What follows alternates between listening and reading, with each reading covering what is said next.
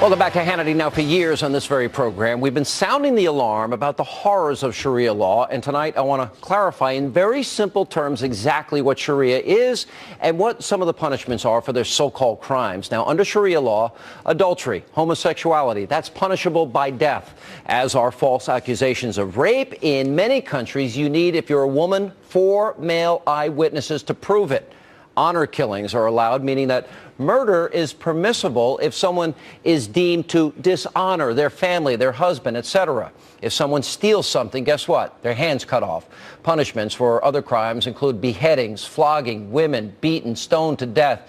And here now, with insight on Sharia law from Arabs for Israel, Nani Darwash is with us, and a women's rights activist who was featured in the Honor Diaries. Zaina Khan is both here. Guys, good to see you. Thank you for being with us. Nani, you grew up in Cairo.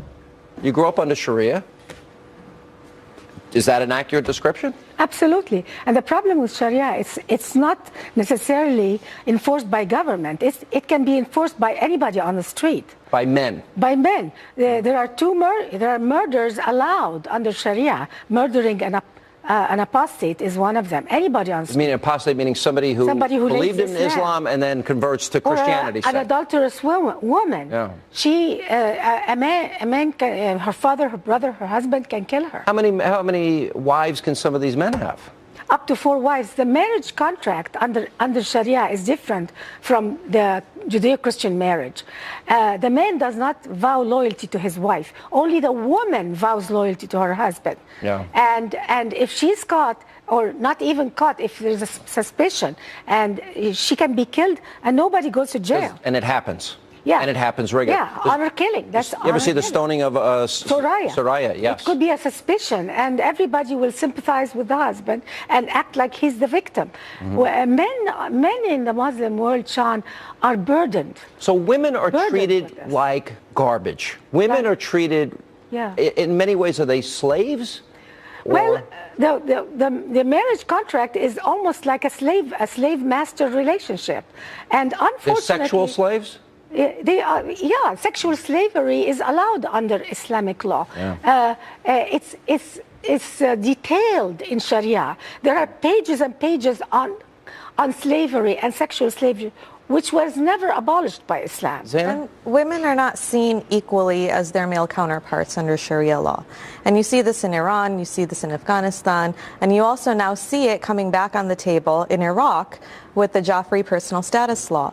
And what this is it's a 1,000-plus-year-old tradition of Sharia law where it permissibly allows a 9-year-old girl to be married. And it gives male father and grandfather guardianship over females. Now, Iraq had a legal and 9-year-old girls are sent off to be married. Little children are. Yes, child marriage is a huge problem. Mm-hmm. And what is the issue with the Prophet Muhammad on this? There's debate, and there's and I'm sure there's debate and there's different interpretations. But bottom line is that it should never be allowed. Let me ask you this, because there's all of a sudden the Sultan of Brunei has an investment in this Beverly Hills hotel, and I give credit to Leno and Ellen DeGeneres and those that have spoken out, Sharon Osbourne among them. This has been going on for as long as I have been in media, and we have discussed it, and I have taken a lot of heat for stepping up. In this country, the Democrats always claim that Republicans or conservatives are engaged in a war on women because they don't want to pay for their birth control pills. And maybe they are pro-life and they believe that life begins at conception. This is what you're describing is a real war on women, but yet women in this country have been on the left have been virtually silent. What is your reaction to that? It's an insult to my intelligence.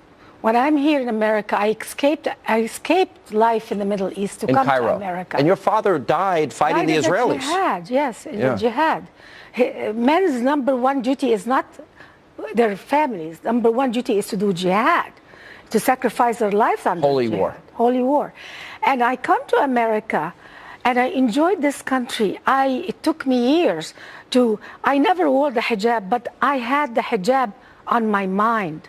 It took me years in America to get rid of this oppression that I came in, the baggage I came with.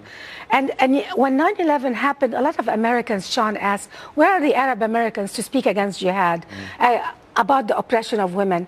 And here I am. I stepped forward, and instead of being appreciated, even the feminists called me, in America, called me Islamophobe. How can it be a phobia? A phobia is unreasonable fear. I'm afraid of Sharia because under Sharia, I must be killed now.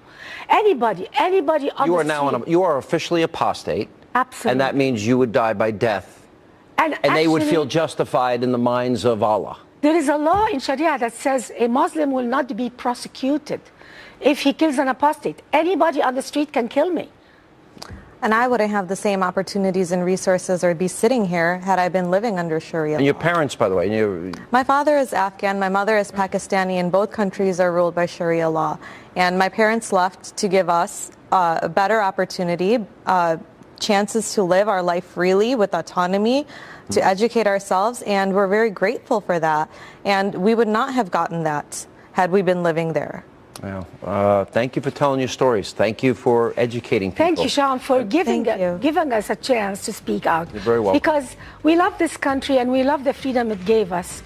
And we would like America to understand what we went through in order for America to prevent Sharia from penetrating this Look what's happening in Europe right now. In England. And even in this country. In some we parts. escaped it, and we don't want it to come here. Well, there's a fear to identify radical Islam.